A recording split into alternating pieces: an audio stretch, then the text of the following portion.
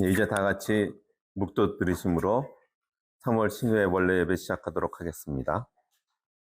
다 같이 머리 숙여 묵도 들으시겠습니다.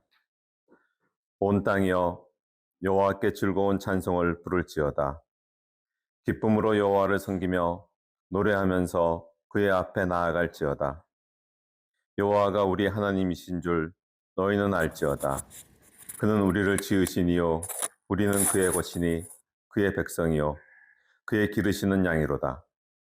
감사함으로 그의 문에 들어가며 찬송함으로 그의 궁정에 들어가서 그에게 감사하며 그의 이름을 송축할지어다. 여호와는 선하시니 그의 인자하심이 영원하고 그의 성실하심이 대대에 이르리로다. 아멘. 이제 다 같이 사도신경으로 신앙 고백 드리시겠습니다. 전능하사 천지를 만드신 하나님 아버지를 내가 믿사오며 그 외아들 우리 주 예수 그리스도를 믿사오니 이는 성령으로 잉태하사 동정녀 마리아에게서 나시고 본디오 빌라도에게 고난을 받아 십자가에 못 박혀 죽으시고 장사한 지 사흘 만에 죽은 자 가운데서 다시 살아나시며 하늘에 오르사 전능하신 하나님 우편에 앉아 계시다가 저희로서 산 자와 죽은 자를 심판하러 오시리라. 성령을 믿사오며 거룩한 공회와 성도가 서로 교통하는 것과 죄를 사하여 주시는 것과 몸이 다시 사는 것과 영원히 사는 것을 믿사옵나이다. 아멘. 이제 이종만 전회장님께서 나오셔서 기도 인도해 주시겠습니다. 오랜만에 나타났습니다. 기도하겠습니다. 사랑과 은혜가 충만하신 하나님, 부족하고 연약한 우리를 자녀 삼아주셔서 감사합니다. 인생의 후반기, 나이가 들어도 언제나 만나면 즐겁고 보면 반가운 어릴 적 친구들이 주님을 믿는다는 공통분모를 가지고 매달 신유호를 모입니다. 지난 수년간 코비드로 인하여 여러 가지 어려움이 있었음에도 불구하고 여기까지 신유의 모임이 계속 이어진 데는 우리 송정호 회장이 끈기와 강한 이끌림 속에서 이 시간까지 왔음을 감사드립니다. 올해도 계획된 여러 일정 속에서도 하나님께서 간섭해 주셔서 피차 협력하여 선을 이룰 수 있도록 도와주시옵소서. 네. 주님, 오늘 바로 이 시간이 저희들에게는 가장 젊은 날입니다. 우리들에게 건강도 주시고 맑은 정신도 주시고 서로 사랑하는 마음을 주셔서 늘 모이기에 힘쓰는 우리 24의 신유가 되도록 인도하여 주시옵소서. 네. 특별히 모임 장소로 이곳에 새롭게 예배 처소를 허락하신 주님께 감사를 드립니다. 무엇보다도 먼저 이곳 강남교회가 주님 보시기에 잘했다고 칭찬받는 귀한 교회가 될 수 있도록 허락해 주시고, 여기 강남 한복판에서 온 성도가 하나님 일하는 충성된 교회가 될 수 있도록 허락하여 주시옵소서. 주님, 최근 1년 사이에 우리 동기들 중에도 여러 명이 하늘나라 품에 안겼습니다. 지병으로 고생을 하다가 간 친구도 있고요. 바로 얼마 전까지 함께 여행을 하다가 갑작스럽게 부르심 받은 친구도 있고, 볼거리가 없어서 자기 발로 요양원에 들어갔다가 떠난 동기도 있습니다. 하나님, 이 말년의 때에 우리에게 단 한 사람이라도 찾아가서 안타깝고 간절하게 주님을 알게 하고 주님을 영접하게 하는데 최선을 다할 수 있도록 우리를 주장하여 주시옵소서. 말세 때에 주님께서 기다리고 또 기다리는 그 이유가 바로 우리 하여금 한 사람이라도 또 구원하라는 명령인 줄로 믿습니다. 주님, 이 나라 대한민국을 불쌍히 여겨 주시옵소서. 갈갈이 찢고 찢어져서 서로 대적하고 있음을 바라보면서 내가 옳고 내가 그러다고 하기 전에 무엇보다도 먼저 우리가 우리 자신이 회개하고 반성하여 통곡하고 기도해야 함을 깨닫게 하여 주시옵소서. 지금도 하나님이 살아 역사심을 깨닫고 후회하고 반성케 하여 주시옵소서. 오늘 말씀을 전하실 우리의 오랜 벗 한권식 목사님, 디모데 후서의 말씀을 가지고 종교개혁과 성경의 능력을 전해주시고자 합니다. 하나님, 그 입술을 주장하여 주시고 듣는 우리의 귀를 활짝 열어서 마음문까지 시원하게 열어주시고 아멘으로 화답할 수 있게 하여 주시옵소서. 오늘 멀리 미국에서 우리 친구 한숙구 집사 네 분도 이 자리에 와 있습니다. 서로 은혜 받기 원하며 또 유튜브를 통해서 멀리서 이 예배를 함께 드리는 신우의 친구 여러분들, 우리 회원들에게 동일한 축복으로 채워주시기 원합니다. 지금도 우리 함께 계시는 예수 그리스도의 이름으로 기도합니다. 아멘. 이제 다 같이 찬송가 585장 같이 부르시겠습니다.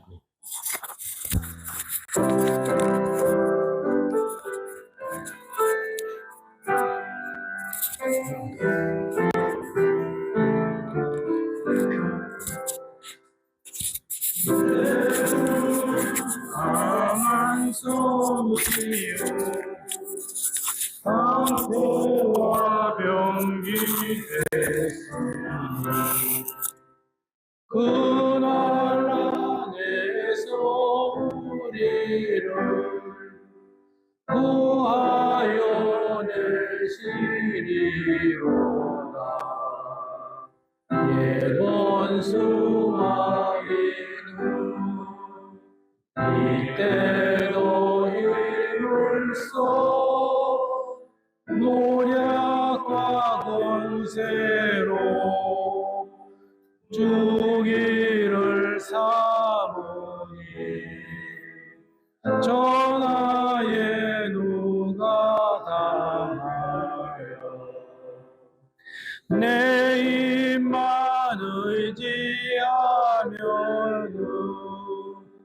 패할 수밖에 없구나. 이 믿는 장수 나서서 날 대신하여 싸우네. 이 장수 누군가 주 예수 그리스도 만군의 주로다. 망할 자 없으며 반드시 이기리로다. 이 땅에 마귀 길끌어 우리를 삼키려 하여 말고 싸워요. 진리가 승이리로다. 진처가 재물과 명예와 생명을 나누었긴데도 이는 살아서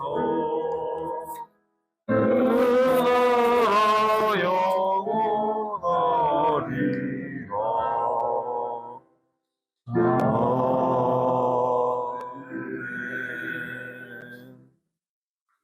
하나님의 말씀은 디모데후서 3장 16절에서 17절입니다. 모든 성경은 하나님의 감동으로 된 것으로 교훈과 책망과 바르게 함과 의로 교육하기에 유익하니 이는 하나님의 사람으로 온전하게 하며 모든 선한 일을 행할 능력을 갖추게 하려 함이라.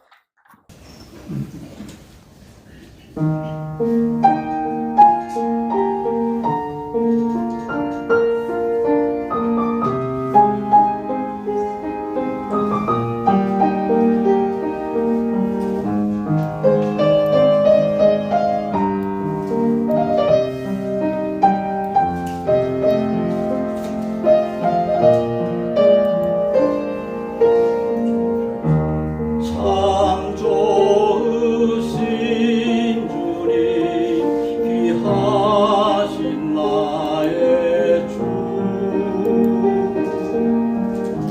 늘 가까이 계시리 나 두려움 없네 내 영이 고날 때 내 맘 낙심될 때 내 품에 안기라 주님 말씀하셨네.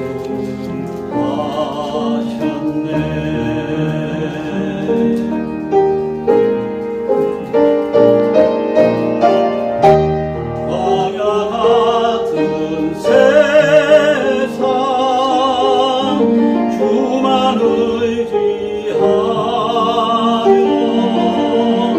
주의 인도하심 날 강건케 하시네. 주의 사랑 안에서 살게 하소서. 주만 의지하리 영원토록.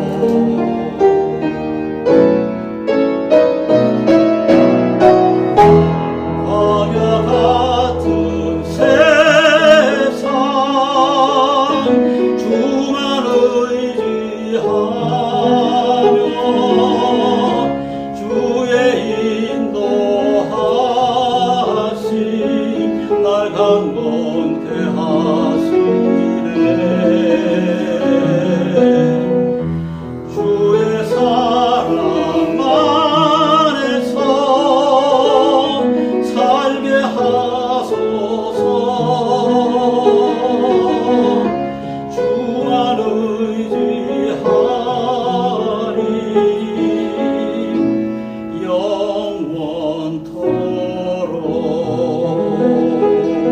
영원토록. 주만 의지하리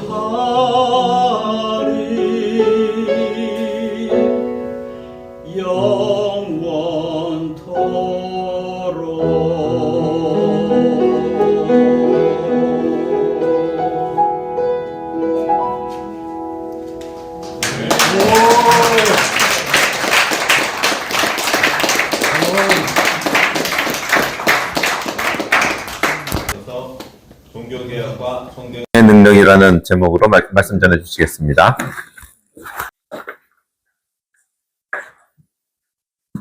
오늘 이 장소 너무 좋지 않아요? 그래서 우리 이 장소를 준비해 주신 하나님과 또 이 강남교회와 우리 모두를 위해서 우리 크게 한번 박수를 칩시다. 여지껏 저희가 예배 드리는 것 중에서 제일 좋은 것 같아요. 그죠? 딱 저희한테 맞는 것 같고. 오늘은 이제 구자경 목사님하고 김문일 목사님이 해외에 계셔요. 그래서 송 회장님 요청으로 오늘은 제가 설교를 하게 되었습니다. 저는 한세신학대학원에서 3년간 목회학 석사 과정을 해왔고, 그 이후에 횃불 트리니티라는 데서 선교학 공부를 4년 동안 했어요. 그래서 선교학 박사학위를 받았어요. 횃불 트리니티 신학대학원은 미국의 명문 트리니티라는 대학이 있는데 거기 한국 분교예요. 그래서 모든 운영 시스템이 미국하고 동일하고 모든 수업은 모든 과정은 다 영어로 합니다. 그래서 저도 논문을 영어로 썼어요. 그래서 이제 졸업을 했는데 60세가 되었어요. 그래서 이제 이후에 인도네시아 자바섬에 있는 여러 인도네시아 교회가 아니라 이제 신학교에 가서 선교학 교수로 채용해달라고 그런 걸 협의했는데, 조건이 당신이 오면은 한국 교회에서 커다란 재정적 지원을 해줘야 된다. 그런 조건을 만족해야 된다고 그래가지고 협의하다가 결국 무산됐어요. 그래서 오늘은 선교학 교수가 될 뻔한 사람의 설교로 들어주세요. 좋습니까? 네. 오늘의 설교 제목은 종교개혁과 성경의 능력이죠. 종교개혁과 성경의 능력. 우리 한번 같이 해볼까요? 종교개혁과 성경의 능력. 아니, 제가 얘기하면 이제 따라가. 다시. 우리 박자가 안 맞죠, 그죠? 종교개혁과 성경의 능력. 종교개혁과 성경의 능력. 그래서 말씀드릴 내용은 종교개혁하고 성경, 그리고 종교개혁 후에 개신교가 어떻게 발전을 했는지, 그 다음에 한국 개신교가 폭발적으로 성장을 했잖아요. 그리고 또 현재 한국 개신교는 여러 문제점이 있는데 그런 문제점하고 대책, 이런 걸 한번 좀 짧은 시간에 빨리빨리 좀 얘기해 볼까 합니다. 개신교 역사에서 가장 중요한 사건이 뭡니까? 종교개혁이죠. 그건 16세기에 있었죠. 16세기 종교개혁이고, 거기서 이제 개신교가 탄생을 한 거죠.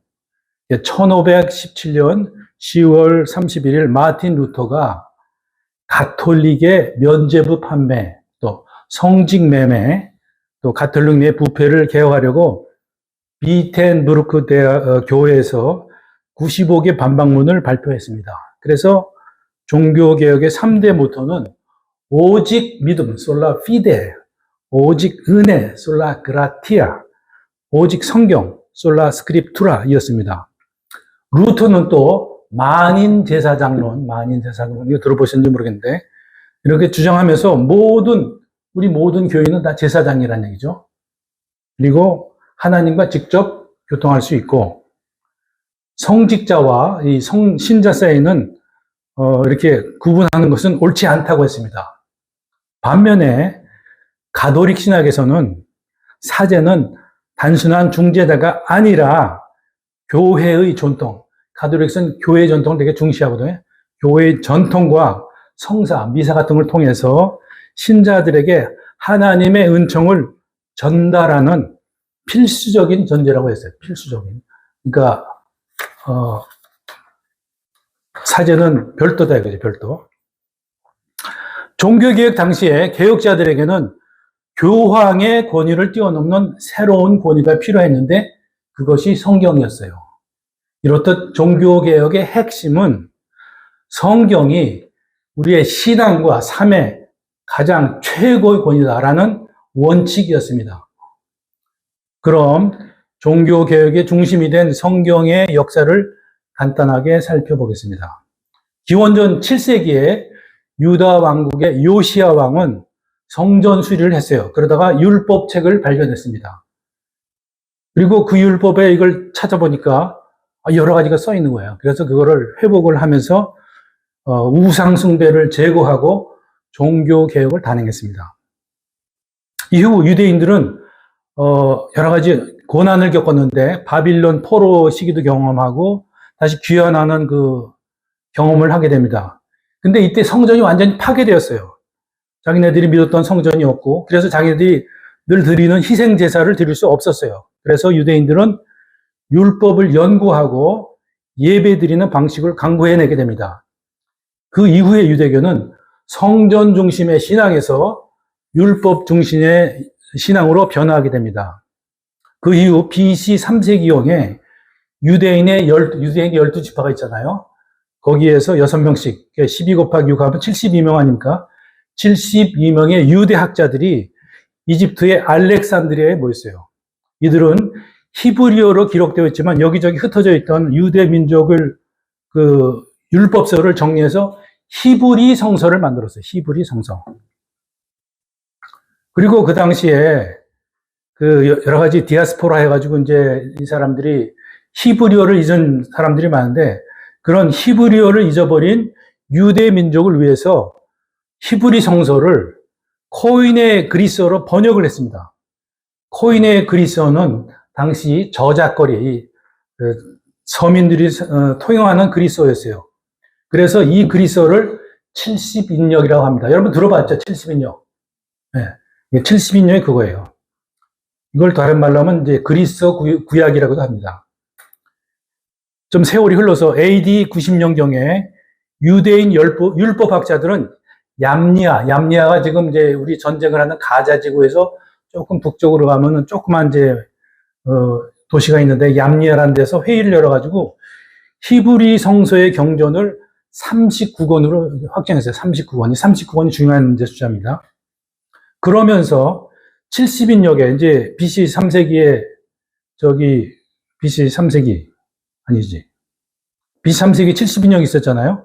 그 70인역에 포함되어 있던 유대문헌 중에서 일부를 유대인 경전에서 제외시켰어요. 왜냐하면 이것은 정경이 아니다. 이렇게 정경에서 제외시켰어요.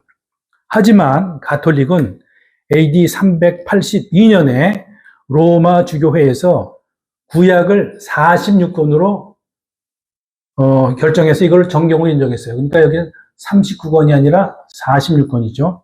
이 정경에는 외경이라고 간주되는 7권이 포함되어 있습니다. AD 380년, 그러니까 4년 뒤죠. 380년에서 숫자가 많이 나옵니다. 신학자 예로니모라는 사람인데 아주 우수한 신학자예요. 히브리 원문 성경을 라틴어로 번역했는데 이거를 불가타역 성경이라고 합니다. 불가타역. 혹시 이런 거 들어보셨어요? 그러니까 중요한 게 70인역 불가타역. 그러니까 라틴어는 로마 제국의 공식 언어였는데 불가타는 세속적이라는 의미의 라틴어입니다. 불가타역은 서민들이 사용하는 라틴어로 번역된 성경이죠. 이후 가톨릭은 불가타역 성경을 중세 가톨릭 교회의 표준 성경으로 사용을 합니다. 그리고 이 성경을 다른 언어로의 번역을 1000년 동안 금지해요. 1000년 동안. 뭐 100년이 아니라 1000년 동안.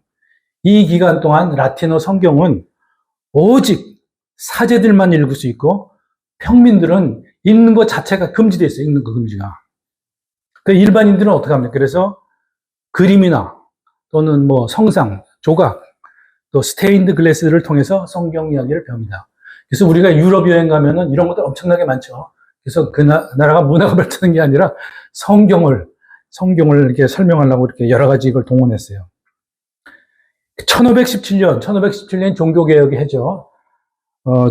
종교개혁 당시에 마틴 루터는 다시 39권의 구약 성경만을 정경으로 인정했어요. 그러니까 루터는 15세기에 유명한 신학자가 있는데 에라스무스의 헬라어 성경을 독일어로 번역했어요. 그러니까 라틴어 성경이 아니고 그 당시에 라틴어 성경이 보편적인데 정통적인 걸 찾기 위해서 헬라어 성경으로 독일어로 번역했어요. 이게 성경의 역사가 좀 복잡한 것 같아요. 그래 복잡하지 않죠. 그래서 간단히 요약을 하면은 가톨릭은 구약이 46권, 신약이 27권에서 총 73권입니다. 하지만 개신교는 구약이 39권, 신약이 27권에서 총 66권입니다. 가톨릭의 구약이 7권이 더 많아요. 그 7권은 토빗기, 유다기, 유딧기, 마카베오 상권, 마카베오 하권, 지혜서, 집회서, 바룩서입니다. 그리고 또 구약의 다니엘서하고 에스더에 또 추가적인 본문이 있어요. 그래서 개신교에서는 이를 전부 외경으로 여깁니다. 이렇게 가톨릭의 성경하고 개신교의 성경이 다릅니다. 여러분 그거 아셨어요? 아셨어요? 기독교는 로마 제국 시절에 엄청난 박해를 받았어요. 그러다가 313년 콘스탄티누스 1세가 밀라노 칙령을 반포하면서 기독교를 공인했어요. 그 당시 인구의 10%가 기독교인이었어요. 380년에 테오도시우스 황제가 기독교를 국교로 선포한 후 인구의 약 80%가 기독교인이 되었어요. 기독교가 급속히 국교화되었지만은 신약 성경은 397년이 되어서야 카르타고 공의에서 정경으로 인정받았어요. 그러니까 성경 자체가 널리 배포가 되지 않은 상태였죠.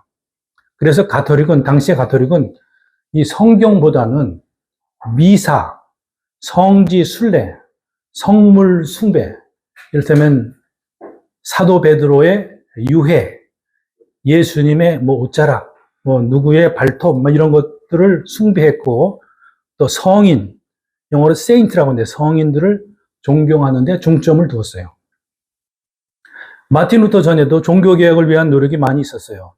1382년에 영국의 존 위클리프는 라틴어 성경을 영어 성경으로 번역했어요. 그리고 그는 진리의 근원은 교황과 교회가 아니라 성경이다라고 주장했지만 그의 주장은 여러 가지 제한 때문에 널리 확산되지 못했습니다.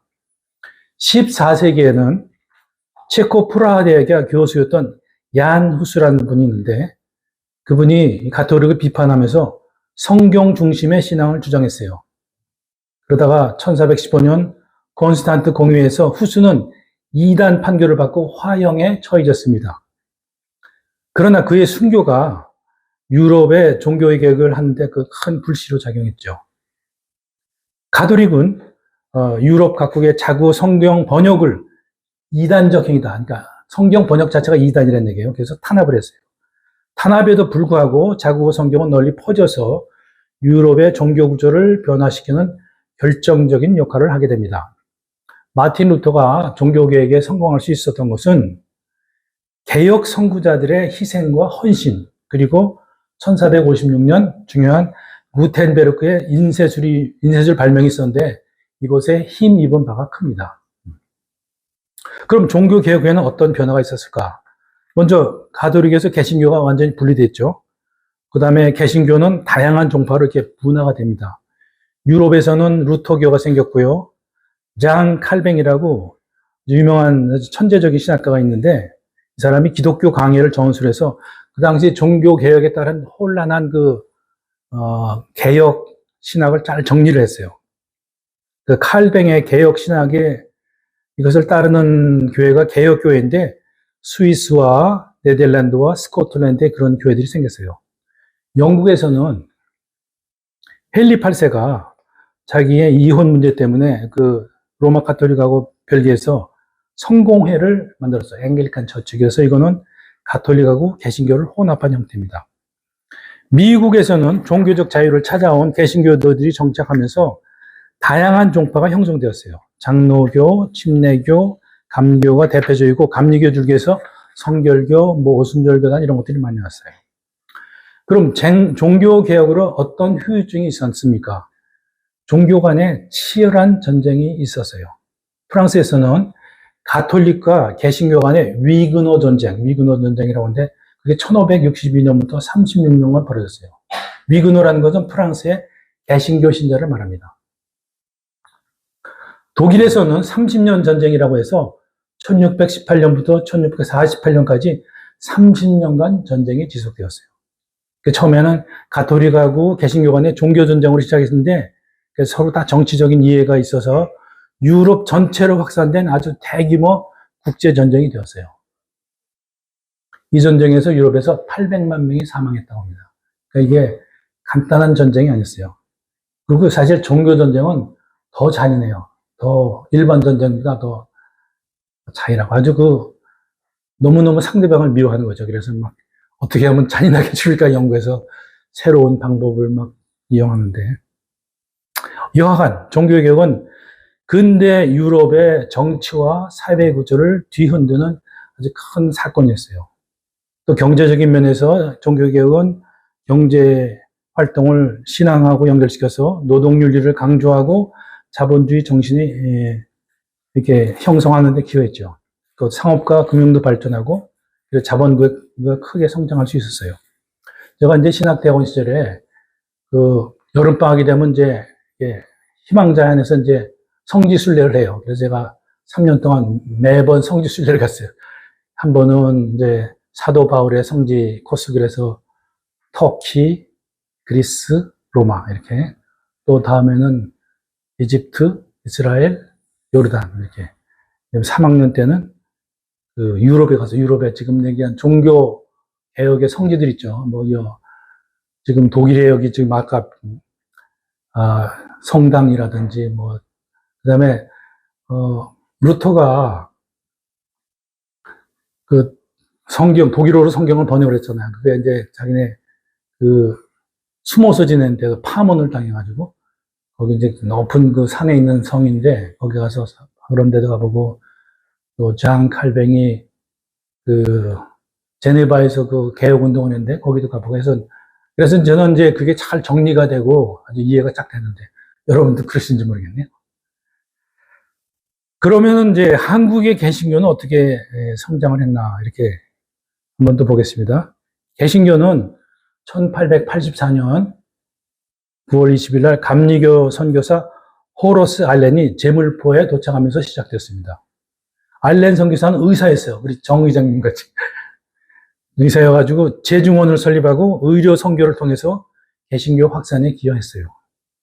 그러나 본격적인 한국의 선교는 1885년, 그러니까 1년 뒤죠. 84년에서 1년 뒤 4, 5월 부활절에 언더우드 장로교 선교사하고 아펜젤러 감리교 선교사가 같은 배를 탔대요. 나도 이번에 처음 알았어요. 같은 배를 타고 인천 제물포항에 도착하면서 선교를 시작했어요. 그래서 한국 최초로 개신교 선교의 문을 연 감리교와 장로교 있는 이 두 교단은 140주년 기념 행사를 금년 4월 달에 개최한대. 그러니까 바로 다음 달에. 그러니까 1885년부터 2025년은 딱 140년입니다. 그래서 한국 개신교 역사는 딱 140년이에요. 아주 복잡하지 않아요. 여기는 그 전에 뭐가 있었던 게 아니고. 그다음에 천주교는 달라요. 천주교는 되게 복잡해요. 설도 많고. 그런 개신교는 언제부터 본격적으로 부흥을 했을까?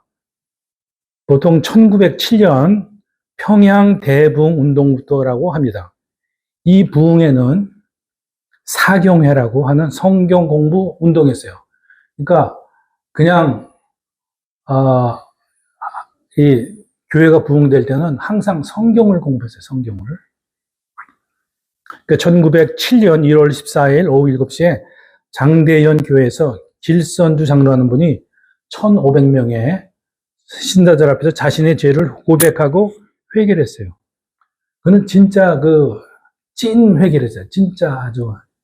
근데 그 얘기하면 너무 길어져 내가 이제 짧게 하려고 안 하는데, 그의 찐 회개는 한 번 더 전역으로 퍼져서 회개의 물결이 여기저기 퍼졌어요. 평양은 대부흥운동 이후 동방의 예루살렘이라고 불려졌어요. 그리고 대부흥은 교육열, 금연금주, 우상숭배 퇴치, 여권, 여자권리 신장, 기독교 학교 설립 촉진, 윤리의식 등으로 이어졌어요. 그리고 일제강점기 기간 동안에는 교회는 민족의식과 저항정신을 키우는 공동체였습니다. 한국전쟁 중에는 북한 동포들이 대거 공산주의 탄압을 피해서 대거 남한으로 피난왔어요. 바로 저희 부모님이 그런 경우예요. 저희 부모님 고향이 평양인데 6.25 때 남한으로 피난왔어요. 제가 4대째 기독교 집안의 자녀예요. 4대째. 저의 외증조 할아버지, 저희 외할아버지의 아버지, 그러니까 외증조 할아버지가 평양 서문박교회의 장로님이 있었어요. 그러니까 서문박 하면 이제 평양을 안 가봐서 모르겠는데, 우리 어머니한테 들으니까 평양에 서문이 있었대요. 서문 바깥에 있다 해서 서문박교회라고 하는데, 서문박교회가 장대영교회 유명하잖아요. 장대영교회만큼 크고 유명하다고 합니다.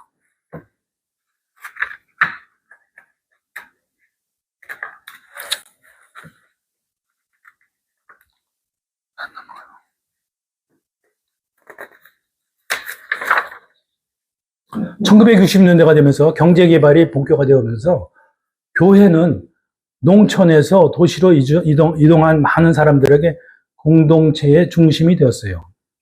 그리고 1970년, 80년대에는 목회자 중심의 대형 교회들이 빠르게 성장했습니다. 그래서 조영기 목사의 여의도 순복음교회는 세계 최대의 교회를 성장했어요. 또 빌리 그레엄 목사를 초청해서 여의도에서 큰 집회를 했는데 5일간 330만 명이 참석했다고 합니다. 이 밖에도 성령운동, 민족보호마운동, 뭐 그런 다양한 운동을 통해서 개신교는 폭발적으로 성장했어요. 폭발적으로.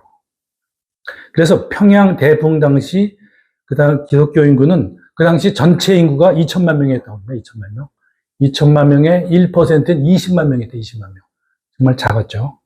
그러던 것이 1980년대에는 개신교인이 1,000만 명이 됐대요. 1,000만 명. 1,000만 명이 넘어서 전체 인구의 20%가 됐대요. 20%. 그러니까 80년 만에 대략 50배가 성장한 것이죠. 그러니까 20만 명이 1,000만 명. 대략해서. 한국의 종교 비율은 2023년을 기준으로 개신교가 20%, 불교가 17%, 가톨릭이 11%, 종교가 없다. 뭐 종교 없다는 비중은 계속 늘어나고 있는데 하여튼 그 당시에 51%였어요. 그래서 개신교는 어느덧 한국에서 가장 큰 종교 세력이 되었습니다. 그리고 사회에 막강한 영향을 끼치고 있어요. 개신교에는 인력, 돈, 정치적인 힘이 있어요. 그러나 커진 영향력에 비례해서 문제점도 커지고 있는 현실이죠. 그럼 한국 개신교와 한국 사회는 어떤 문제가 있을까요? 우리가 다 아는 얘기인데 그래서 한번 정리해 봅니다. 첫 번째, 한국 개신교에는 어떤 문제가 있나? 일부 대형교회에서 목회 세습이 있고 재정 비리가 발생하고 있죠. 또 기복신앙 같은 세습화의 문제가 있고 세속화. 또 개신교의 전체적인 요새 침체입니다. 침체. 일부 목회자의 성적인 타락, 교회 운영의 사유화, 또 젊은 세대 교인의 감소, 또 교회 간의 경쟁. 교회가 요새는 외부인보다도 교회 간에서 어느 지역에 몰려서 이렇게. 또 수많은 미자립 교회.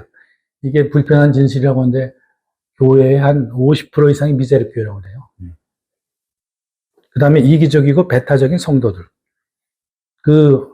개신교 신자들이 가장 배타적인 거 아시죠? 이를테면 불교하면은 굉장히 우상딴지라고 해서, 저 우상딴지 하는 사람 바로 비난하고 그렇잖아요. 그죠? 우리가 정통인 것 같지. 이건 하여튼 모르지만. 제가 이게 쭉 다니다 보면 가톨릭하고 불교는 되게 사이가 좋아요. 여러 가지 이유가 있는데 그건 얘기할 지금 시간이 없고. 또 이단의 문제. 또 요즘은 강한 반기독교 정서가 있습니다. 그리고 두 번째로 한국 사회와 국가에는 어떤 문제가 있나? 우선 심각한 저출산 현상이 있죠. 그리고 초고령화 사회로 진입했고, 또 일부 교회는 정치적인 데 개입하고 있고, 동성애 문제, 극심한 좌우 대립, 한국 경제의 저성장 추세, 지금 굉장히 경제가 어렵죠. 증가하는 외국인에 대한 대책, 이슬람의 한국 사회 침투, 빈부격차의 심화, 통일에 대한 무관심과 준비 부족, 또 지구 기후 변화에 대한 문제들, 이런 그냥 몇 가지만 들면 이렇다는 얘기죠. 많은 문제가 있어요. 그래서 저는 이것을 어떻게 하면 좋을까 해서 두 가지를 제안하고자 합니다. 첫 번째 제안, 새로운 시대에 맞는 신학이 필요하다. 신학. 먼저는 신학적인 접근입니다. 신학이 무엇입니까? 신학이 뭐라고 생각하세요? 신학은 하나님에 대한 학문으로서 신과 인간, 세상과의 관계를 탐구합니다.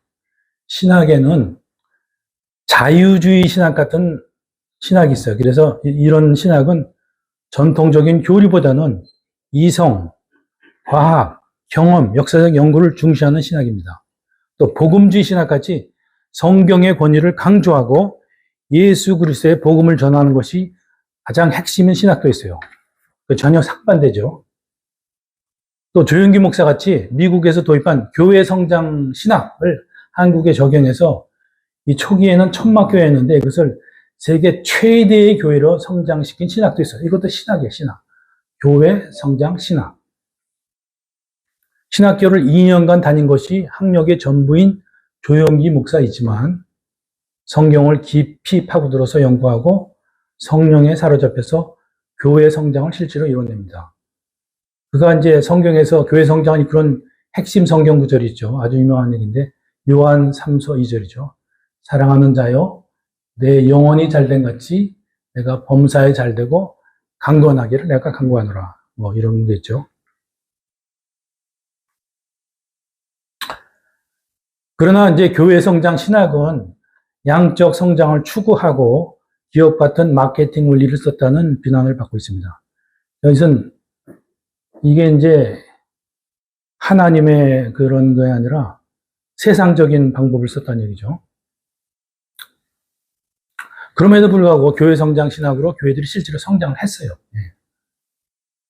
근데 개인들이 성장했는지는 알 수 없어요.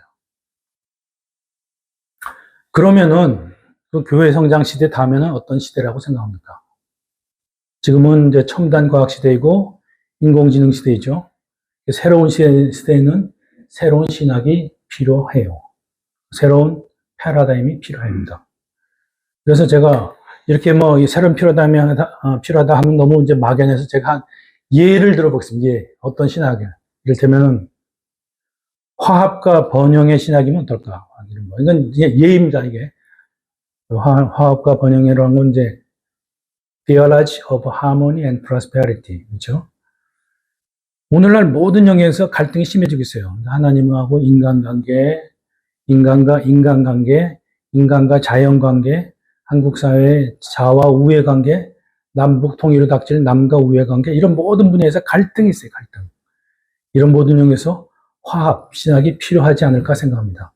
또 하나님 뜻 안에서 영적으로, 윤리적으로, 공동체적으로 번영을 추구하는 번영 신학 같은 것도 필요할 수가 있어요.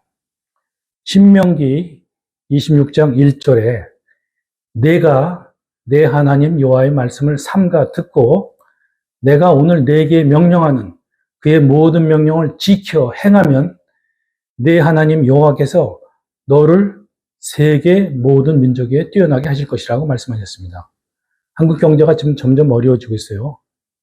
경제에서도 한국은 세계 속에서 뛰어난 역할을 해야 된다고 생각합니다. 그래서 무엇이든지 배우려면 악착같이 해야 돼요. 무엇이든지 잘하려면 악착같이 배워야 돼요. 한국은 싱가포르 같이 작지만 경제적으로 아주 단단한 나라에서도 배워야 합니다. 싱가포르 1인당 GDP가 얼마인지 아세요?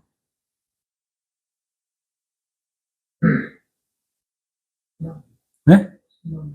네, 8만 불이 넘어요. 8만 불. 한국은 지금 계속 3만 불에서 계속 헤매고 있죠. 이제 제가 이제 관광통역 안내사로서 일을 하는데 싱가포르 손님을 포함한 전 세계 관광객들하고 이제 투어를 합니다.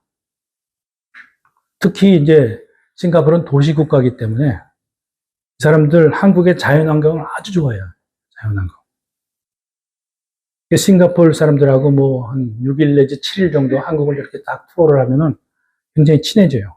그래서 그러면 이제 뭐 자기 마음도 열고 해서 자기가 무슨 일을 하는지 뭐 직업은 뭐지. 왜냐면 사람이 자기가 당장 하는 거 얘기하지 뭐 옛날 얘기하지 않잖아, 자기. 그때 제가 싱가포르 사람들이 금융업에 많이 종사하는구나 그런 걸 알게 되었어요. 이 사람이 금융업에 많이 종사하는구나. 그런데 그 중에서도 이제 금융기관에서도 아주 큰 거대 기업에서 온 사람들 있잖아요. 그런 사람들은 한국에 와서도 계속 질문을 해요. 뭐 하여튼 계속 쉬지 않고 질문해요. 그래서 왜 이렇게 질문할까? 그래서 이제 생각을 해보니까 금융업이라는 게 이제 정보가 필요하잖아요. 정보. 그러니까 이제 계속 평상시에 궁금했던 한국에 대한 정보죠. 한국에 대한 정보. 세계적으로 이제 유대인하고 화교가 경제적으로 성공한 그룹으로 인정을 하죠. 싱가포르는 화교 인구가 75%예요. 75%. 화교가 이 사람들이 얼마나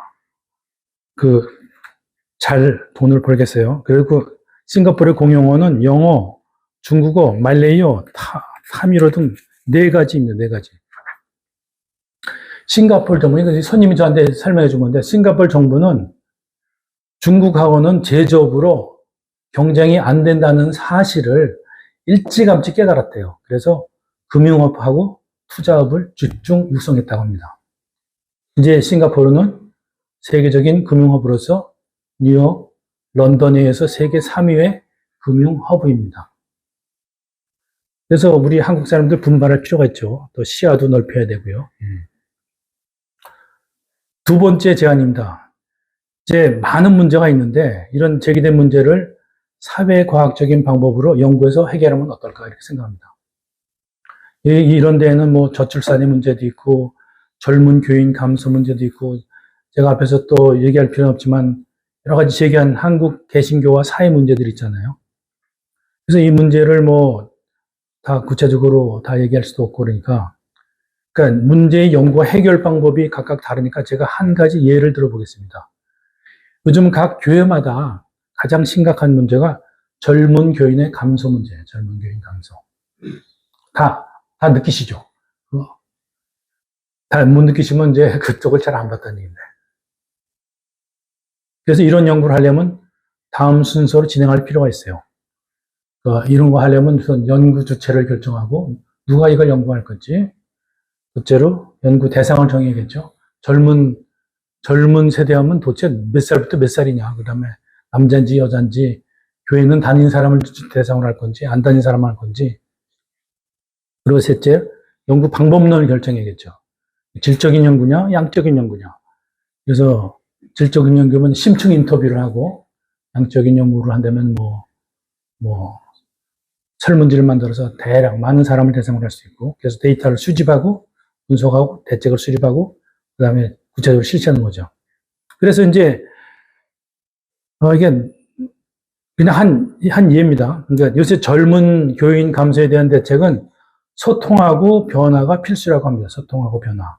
그래서 젊은 세대에 맞는 교회 환경을 조성하고 권위주의적 운영 방법을 벗어날 필요가 있는데, 그 한 교회에서 이런 일이 있었대요. 이제 중형 교회인데, 좀 나이가 들으신 장로님이, 요즘 젊은 애들은 왜 자기를 봐도 인사를 안 해? 요즘 애들이 버리장머리가 없다. 막 그렇게 얘기를 했어요.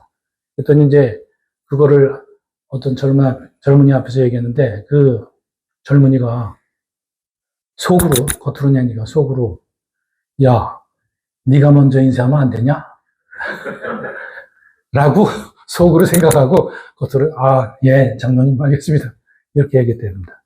그래서 이제 이 젊은이들 입장에서는 사회에서도 이 층층이 다 조직문하고 상하가 있어서 이제 스트레스를 받는데 교회에서도 역시 이렇다 이거죠. 이게 우리가 하여튼 개선을 해야겠죠. 이 제기된 문제마다 다른 연구 방법과 새로운 해결책이 필요하다고 생각합니다. 어쨌든 우리는 우리의 닥친 문제길에 대해서 뭔가를 해야 돼요, 뭔가. 예.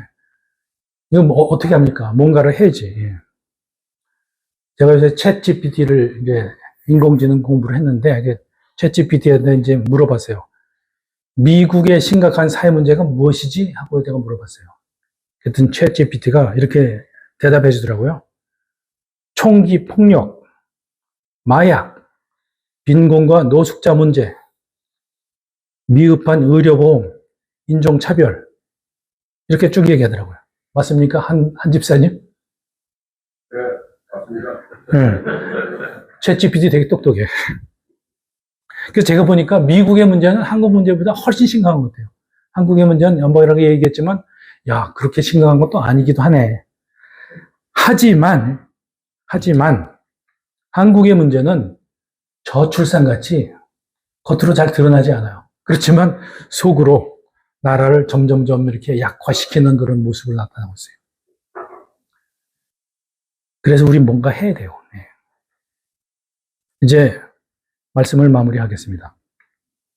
마틴 루터가 1517년에 종교개혁을 한 후 2017년이면 500주년이 된다. 500년이 됐어요.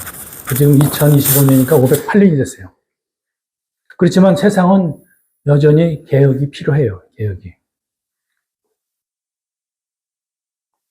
한국 개신교와 한국 사회 문제에 대해서 제가 신학적 접근법과 사회학적 접근법을 제안했어요. 디모데 후서 3장 16절 17절에 모든 성경은 하나님의 감동으로 된 것으로 교훈과 책망과 바르게 함과 의로 교육하기에 유익하니 이는 하나님의 사람으로 온전하게 하며 모든 선한 일을 행할 능력을 갖추게 하려 함이라 하고 말씀하였습니다. 우리는 하나님께서 성경을 통해 주시는 능력에 의지해서 문제를 해결하면서 앞으로 나아가야 합니다. 우리는 주 안에서 온전하고 선한 일을 행하여야 한다고 믿습니다. 아멘. 기도하겠습니다.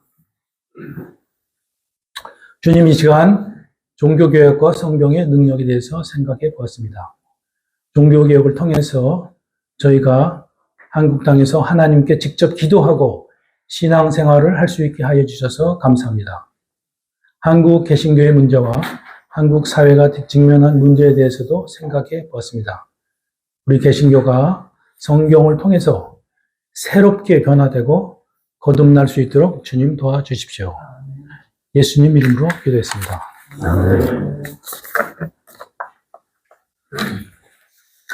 네, 이제 다 같이 찬송가 200장 부르시겠습니다.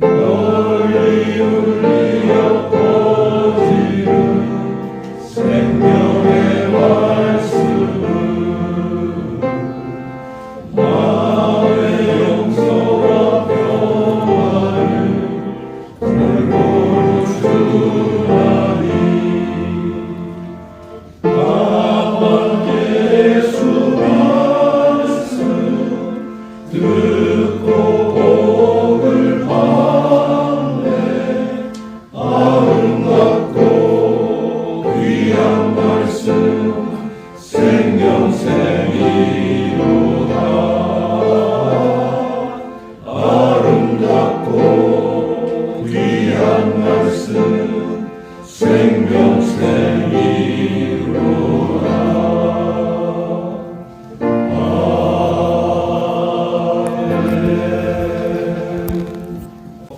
신회 원래 예배를 마치도록 하겠습니다. 기도하겠습니다. 지금은 예수 그리스도의 한없는 은혜와 하나님 아버지의 극진하신 사랑과 성령님의 내주 교통하심이 오늘 신호로 모인 우리 사랑하는 친구들과 또 여기 참석하지 않았지만 우리 모든 고등학교 친구들 또 그 가족 또 자녀 홍선들과 그 모든 하는 일에 하나님의 넘치는 축복이 가득하기를 간절히 축원하옵나이다. 네, 송정호 회장님 나오셔서 인사 말씀해 주시겠습니다. 한 목사님 감사드립니다. 귀한 말씀. 뭐 정말 사실 이렇게 설교를 안 하다가 이제 하시게 되면 아마 굉장히 부담스러웠을 겁니다. 아마. 그래서 지난해부터 부탁을 했는데 우리 문일 목사나 건수 목사님이나 아주 결석고 사양하는 것 같다가 제가 결석고 매달려가지고 그래서 1년에 한 번은 하는 걸로 이렇게 했는데 오늘 정말 참 잘 오셨습니다. 그리고 감사드립니다. 그래서 이제 우리가 지지난 몇 번부터 이제 예배 순서에 우리 이대성 집사람을 덕수 어땠습니까? 좋았습니다. 야,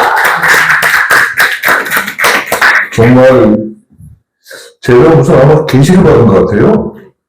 이번에는 반드시 우리 대성 집사한테 시켜야 되겠다 해가지고 했더니 처음에는 이렇게 좀 고사를 하다가 내가 워낙 강력하게 하니까 이제 그럼 할게요 그랬는데 막상 이제 닥치니까 전화가 왔어요. 감기기가 안 나왔다는 거예요. 그래서 바꿀 수 없냐고. 그 다음 순서가 지금 정해지질 않아가지고 바꿀 사람이 없어요. 그래서 바꿀 사람이 없다고 그랬더니 그래서 할 수 없이 했는데 오늘 정말 대단히 은혜를 받았고 대단히 감동스러웠습니다. 그거 안 시켰으면 어떻게 우리 정말 오늘 예배에 정말 꽂혔어요. 그것도 오늘 이렇게 대승 집사가 와서 노래를 부르니까 우리 권사님이 또 오랜만에 오셨다고. 그래서 아마 우리 남편이 이 노래를 제대로 하나 이렇게 옆에서 이제 지켜보고 또 응원도 하려고 오신 것 같은데 우리 권사님이 이제 앞으로 계속 나오시려면 앞으로 1년간 우리 이대성 집사가 특송을 계속 해야 되지 않나 생각합니다. 좋습니다. 네. 그래서 지금, 다음 달에는 우리가 이제 예배를 부산에서 드립니다. 이게 이제 금년에 벌써 4번째 드리는데, 이현 목사님이 학수 고배하고 있다고 오기를. 그래서 이제 다음 달에는 우리 부산 가서 이제 예배를 드리고, 5월달에는 또 여기서 저걸 해야 되는데, 그래서 이제 5월달 특송을 사실은 제가 우리 장례봉 집사, 권사님한테 부탁을 했더니, 아직 신호에 지금 이제 온 지가, 정기적으로 출석한 지가 얼마 되지 않으니까, 금년에는 그냥 이렇게 그냥 출석만 하고, 내년부터 대표기도를 하고, 하겠다고 해서, 근데 제가 그러려고 했지만, 지금 생각을 해보니까 이제, 우리 연구의 교수가 오늘도 마지못해 왔거든요. 저기 한 중부가 와서 한다고 그러니까 이제 헐수시 왔는데, 지금 오늘 우리 장계봉 권사님하고 연구의 교수님하고는 초등학교 때부터 이 친구 사이거든요.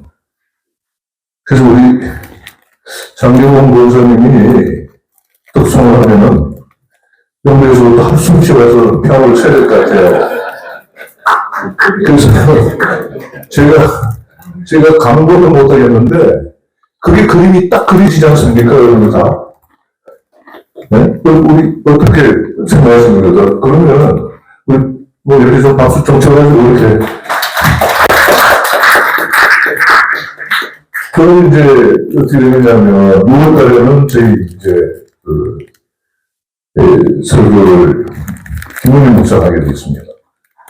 근데 6월달에는 또 이제 김은일 목사 설교는 우리 영배 교수가 꼭 들어야 되겠다고 전해 들었기 때문에 여기 되면 자연스럽게 뭐냐면 이제 내가 오지 않으면 안 되는 이제 그런 일이 자꾸 그래서 그러면 이제 뭐 북받이고 우리 이제 특송 담당 반주해주지. 그러니까 우리 뭐 아까 들어보셨지만 우리 민대성 집사 노래도 기가 찼지만 야 제가 뭐 우리 고등학교 때 한반도에 했지만 저렇게 노래 잘할 줄은 몰랐어요. 그리고 비교적 가까이 지냈는데 그 말은 이렇게 뭐 이런저런 별로 말도 잘 안 하고 이제 웃기만 하고 뭐 좀 말할 때 조금 어눌하기도 한데 그래서 앞으로 우리 대성 집사는 뭐 대화할 때는 그냥 웃기만 하고 있고 노래만 계속 그렇게 보여줬으면 좋겠어요. 그래서 6월달까지는 그런 식으로 이렇게 해서 그래서 우리 장기원 권사님이 5월달에 조금 수고 좀 해주셨으면 좋겠습니다. 뭐 그렇게 그리고 우리 이제 이러다 보니까 특송팀이 뭐 꽤 지금 이제 우리 뭐 정은식 원장부터 해서 우리 서성철 집사는 뭐냐면 자기는 거의 아마 매번 시켜도 매번 앞장서서 할 정도로 이렇게 열성적인데 그리고 뭐 이대성 우리 저 집사에다가 장병훈 권사님에다가 그리고 이제 원래 오늘 그 이학순 이제 보고 했었는데 오늘 미국에 있는 막내가 와가지고 오늘 아마 지원을 이렇게 해야 하는 그게 스케줄이 있어가지고 오라는데 그 이학순 집사가 여의도 순복음교회에 찬양을 인도했다고 그러더라고요. 그러니까 이제 거기 뭐 이학순 집사 당연히 이제 특송팀에 제거될 거고. 근데 실질적으로 또 뭐냐면은 이 숨은 고수가 있습니다. 우리 임홍순 교수가 거의 뭐 성악가 출신 정도로 실력이에요. 그래서 아마 자기는 뭐 국악 참을 잘한다고 그러는데 아니 그래서 참하면 어때요? 그래서 참을 되고 그래서 이제 이렇게 해서 특송팀이 아마 여기 꾸려질 것 같은데 여기에 우리 권사님들 사모님들이 한두 분이 더 포함된다 그러면은 아주 막강한 우리 팀 될 것 같아요. 그래서 우리 그 특송팀은 팀장은 우리 정은식 원장님 좀 해가지고 다음 달부터는 그 특송 순서는 자체적으로 정해서 이렇게 하시기 바랍니다. 순서는 반드시 들어가고 이제 다음 달부터는 뭐 우리 찬양은 우리 이종만 대창으로 다시 돌아요. 그래서 이제 찬양 인도는 이종만 회사, 특송 인도는 우리 정의식 원사 이렇게 해서 그러니까 우리 이제 대체로 이제 다 정해졌습니다. 여기서는 이제 뭐 별로 할 일이 없어진 것 같은. 그래서 하여튼 간에 다음 달에는 우리가 4월 달에는 부산에서 예배를 드리는데 그 이우영 목사님은 뭐냐면은 대독 좀 많이 와가지고 자기 돈 좀 쓰게 해달라 하는데 이런 얘기거든요. 그리고 이제 뭐 거기서 이제 그들이 이렇게 모이는 기회도 별로 적하고 하니까 오면은 그렇게 아마 좋은 모양입니다. 같이 우리 동료들하고 예배보고 그런 시간이 너무 자기는 기대되고 또 이제 즐겁고 좋은 모양이에요. 그리고 사모님도 마찬가지고. 그리고 또 뭐 사모님 혼자서 이제 뭐 반주도 하고 있는데 사실은 뭐 우리 오집사님 모시고 가서 이제 반주도 했으면 좋겠는데 그 가서 이제 거기서는 반주는 이제 이용 목사님 사모님이 하시고 특송은 우리 이찬복 장로의 사모님이 권사님이 처음 받았는데 자기가 특송을 하겠다 해가지고 그래서 이제 자연스럽게 가서 이제 우리 전복 장로님 사모님이신 권사님이 특송을 하십니다. 이제 우리가 4월 15일에 가시지 않는 분들은 부산에 가는 날 5월달에 이제 뵙게 되겠습니다. 아니 4월 며칠이에요? 4월 달에는 4월 15일 날 우리가 부산에 내려가거든요. 15일 날 아침에 가나? 아침에 가요, 저녁에 가요? 아니, 그러니까 이제 어떻게 하느냐면은, 우리가 여기서 이제 보통 출발을 갖다가, 저는 우리 보통 9시 반쯤 했나요? 10시쯤 했나? 10시 반이나 뭐 11시쯤 출발해가지고, 그게 도착을 이제 1시쯤 도착해서 부산역에. 그럼 부산역에 이회용 목사 병원에서 이게 미리 보스가 와서 이제 그걸 우리 픽업해서 그 병원에 가면 한 2시쯤 됩니다. 그래서 2시부터 한 5시까지는 이회용 목사님이 거기 이제 부산에서 뭐 관광하고 뭐 할 수 있는 스케줄을 잡아가지고 같이 어디 가서 이제 또 뭐 하면서 이제 관광도 하고 같이 사진도 찍고 그러다가 5시 반쯤에서 이제 저녁 식사를 하고 그러고 이제 이회용 목사님 병원이 9천짜리 병원인데 그게 7층에다가 예배당을 하나 만들어 놨어요. 예, 그래서 이제 예배당에서 거기 이회용 목사가 이제 뭐냐면 1층에는 자기가 원래 내과니까 내과 의원을 기억을 하고 2층부터 이제 7층은 제외한 나머지 층들은 다 요양병원으로 이제 하고 있더라고요. 그래서 7층에서 우리가 이제 예배를 드립니다. 이 예배를 7시 반부터 8시 반 정도까지 예배를 드리고, 그리고 거기서 이제 하룻밤 잘 사람들은 자고 그 다음날 와도 되고, 뭐 그날 저녁에 뭐 9시나 뭐 9시 반이나 10시 기차를 타고 올라올 분들은 또 올라와도 됩니다. 그러니까 올라오는 거는 전부 자율적으로. 여기서 내려갈 때는 이제 서울역에서 출발하는 팀들은 서울역에서 만나서 가고, 수서역에서 출발하는 분들은 또 수서역에서 가고, 그 전에 해리는 또 수원에서 출발하고, 갈 때는 저희들 편한 데서 출발해서 집합 장소는 부산역에 1시 뭐 이렇게 이제 돼요. 근데 이제 우리 그때 가면은 뭐 포항에서 또 백원웅이가 이제 또 뭐 와서 조인을 하고, 부산에서는 뭐 이렇게 이천복 장로 외에는 뭐 이제 우리 신우의 몇번 아니지만 우창이가 같이 우리 이제 쭉 따라서 그날만 1년에 한 번만 제가 이제 예배를 드립니다. 우리 내려가서. 근데 아무리 해도 이천복 장로하고 둘이서 매주 스프링 골프를 치는데, 그래서 천복 장로는 이제 한 번 가서 치는 대신에 한 번은 교회 대회로 가라 그랬더니, 그렇게 하면은 걔가 골프까지 안 친다고 그래서 이제 내려가면은 뭐 또 우리 그렇게 하고 뭐 또 울창이하고 저하고 같이 먹고 이제 2차로 하고 이렇게. 자, 그럼 오늘 예배는 이걸로 다 끝내도록 하고 편안한 밤 되시기 바라고 다음 5월달에 뵙도록 하겠습니다. 한승구 씨 한마디 하자. 그리고 우리 한승구 나와서 한마디 하시죠. 아유, 동기 여러분들 반갑습니다. 이렇게 건강한 모습을 뵈니까 반갑고, 신우회는 우리 송종호 회장께서 뭐 미국 저희 사는 뉴욕 뉴저지 말고 LA 쪽에 뭐 독일 영국 쪽에도 다 이렇게 해주신 데 대해서 몇 년 전부터도 이 신우회를 한번 참석을 해볼까 했는데 어떻게 그게 안 됐어요. 그리고 또 우리 송종호 회장하고는 한 40몇 년 전에 아까 뭐 저도 싱가포르하고 자카르타 지점에 있었다. 자카르타 길거리에서 만났어요. 그냥. 너 이렇게 보더니, 야, 너 종호 아니냐? 너 순구 아니냐? 이래갖고 밥 먹고 나오다가. 그래갖고 그때부터 인연이 돼가지고 여태까지 잘 교제를 하고 있고, 신우회 회장을 맡음으로 해갖고, 저희 뉴저지에도 지금 12명 정도의 우리 동기들이 있는데요.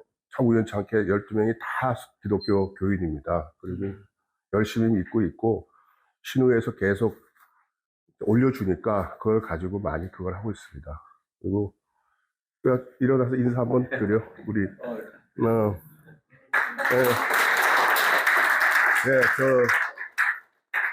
그러니까 미국에서는 그냥 남편성을 쓰니까 이혜련 권사입니다. 잘 부탁드리고, 앞으로도 다 건강하시고, 또 다음에 또 뵙기를 기원합니다. 고맙습니다. 그리고 우리 장계봉 아까 김용배 초등학교 동창인데 저도 거기 끼입니다. 저희 국민학교 다 친구들, 국민학교 동창들입니다.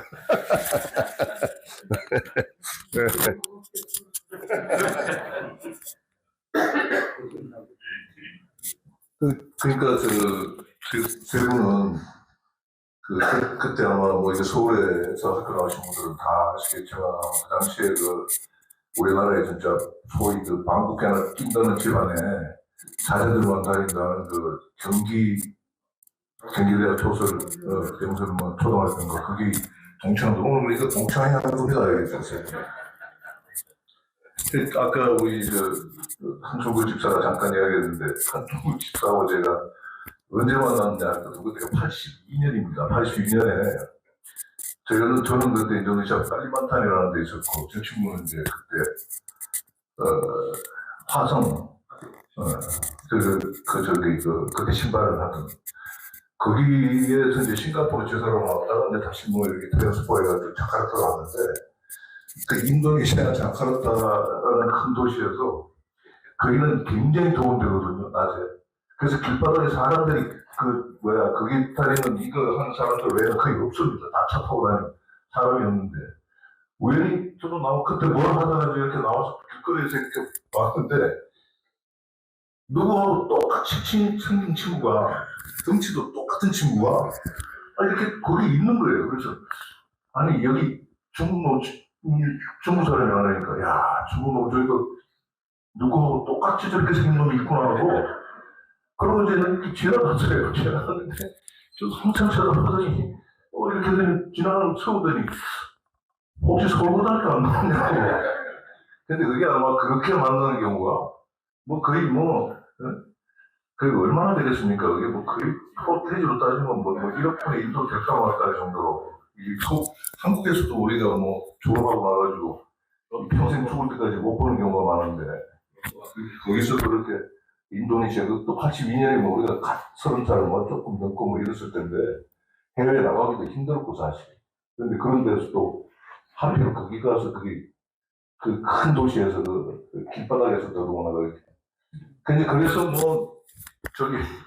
그 다음에 이제 제가 이제 올라오면은 저녁도 먹고, 저도 이제 자기는 그때 벌써 결혼해서 와가지고 이제 있어가지고 애까지 해가지고 이렇게 결혼 저 하였었고, 나는 그때 총각이었고. 근데 전 집에 가서 고스톱 치고 이제 저를 했었는데. 근데 이제 골프 치러 가자 그래가지고, 우린 그때 이제 바로 골프 잡을까 막 할 텐데, 이제 그때 제 그때 조수로 있었던 경기 나온 친구가 하나 있었고, 그 다음에 22회 선배가 있었어요. 그러니까 4시만데 같이 저녁에 가서, 저녁에는 수분의 집에 가서 이제 고스톱 치고 놀고 그랬습니다. 골프 치러 가자 그래서 갈 때는 나는 송구가 제일 못 칠 줄 알았어. 이 덩치에 저기 무슨 골프를 치나 했는데 그 골프장에 가가지고 우리 쟤한테 다 배웠습니다. 그때 이미 거의 프로실력 82년, 83년 그래서 이제 그때 그러고 나서 어느 날 보니까 84년에 없어져가지고 나중에 보니까 미국 가 있더라고요. 한참 못 만나다가 이제 서울에서 다시 만나고 있습니다. 그러니까 이제 얼마나 인연이 기가 찹니까? 옛날에 그 생각하고.